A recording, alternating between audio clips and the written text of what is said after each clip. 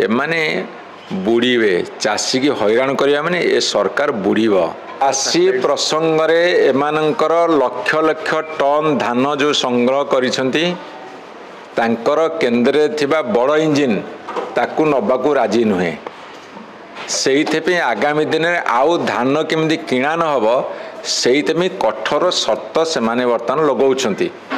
कठोर शर्त लगेबार कारण होउची जे चाषी पंजीकरण हो पारिबो नहीं कि चाषी धान बिकिया को आसीबो नहीं कि 800 टका जो अधिका देबे जो धुआं बाण मारी सेटा केमती देबे नहीं ओडिशा राजकोष खाली हो जाउची।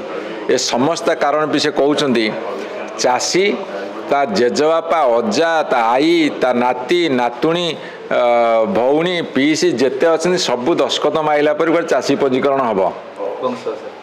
ये की कथा चाषी तो जमी तार थुआई यही जमी रे एतिकी फसल होची यही जमीर मालिक ये ताकू दियो।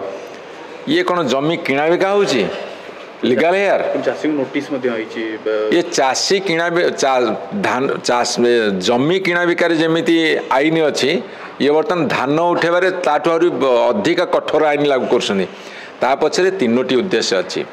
गोटे होची एते धान से संग्रह कले गत थर ये रबीर तो धान अधा आदि उठे नहांती सबू गोदाम फुल अच्छी तांकर बड़ भाई केंद्र सरकार जो बड़ इंजिन सी नबा को राजी नुहंती कि माने 800 टका अधिक जो इनपुट सब्सिडी देले 6000 7000 कोटी हाथ चलीगला से आगामी दिन देवालिया होची राज्य से पैसा दे पारिबे नहीं।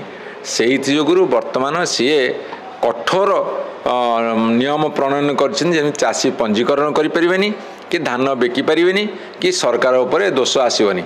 एमाने बुड़ीबे चाषी की हैरान करिया माने ए सरकार बुड़ीब।